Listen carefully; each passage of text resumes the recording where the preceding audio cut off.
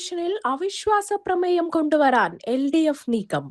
അവിശ്വാസ പ്രമേയത്തിന് മുൻഗണന കൊടുക്കേണ്ട സാഹചര്യം ഇപ്പോൾ രൂപപ്പെട്ടുവെന്ന് LDF പാർലമെന്ററി പാർട്ടി നേതാവ് SP ദീപക് പറഞ്ഞു. BJP ഭരണസമിതിക്ക് എതിരെ UDFുമായി യോജിച്ചുള്ള പ്രക്ഷോഭത്തിന് തയ്യാറാണെന്നും ദീപക് പ്രതികരിച്ചു. അവിശ്വാസ പ്രമേയത്തിന് മുൻഗണന എടുക്കേണ്ട സാഹചര്യം ഇപ്പോൾ രൂപപ്പെട്ടു. പാർട്ടി അതിനെക്കുറിച്ച് ആലോചിക്കുകയാണ്. UDFുമായി യോജിക്കാവുന്ന സ്ഥലങ്ങളിലെല്ലാം യോജിക്കും. BJP ഭരണസമിതിക്കെതിരെ യോജിച്ചുള്ള പ്രക്ഷോഭത്തിന് തയ്യാറാണ് എന്നാണ് SP ദീപക് പറഞ്ഞത്.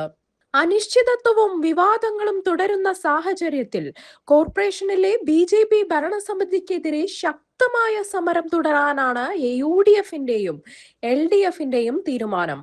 തിരുവനന്തപുരം കോർപ്പറേഷനിലെ BJP കോൺഗ്രസ് സംഘർഷത്തിൽ 4 BJP കൗൺസിലർമാർക്കെതിരെ മ്യൂസിയം പോലീസ് കേസെടുത്തിട്ടുണ്ട്.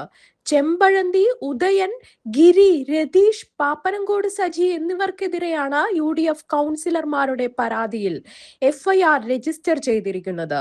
മർദ്ദനം, ഭീഷണിപ്പെടുത്തൽ എന്നിവയാണ് ചുമത്തിയിരിക്കുന്ന കുറ്റങ്ങൾ.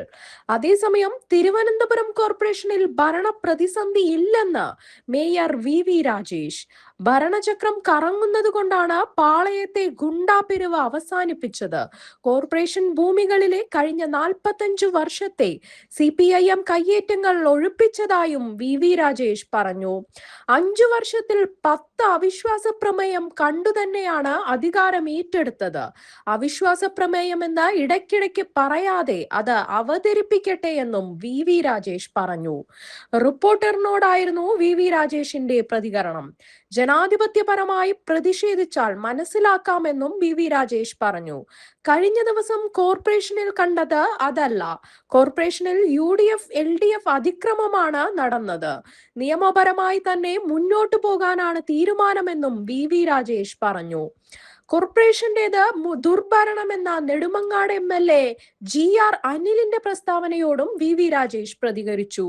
സംസ്ഥാനത്ത് ദുർഭരണം നടത്തിയതിന് ചുക്കാൻ പിടിച്ച ആളാണ് GR അനിൽ എന്നായിരുന്നു VV രാജേഷിന്റെ പ്രതികരണം.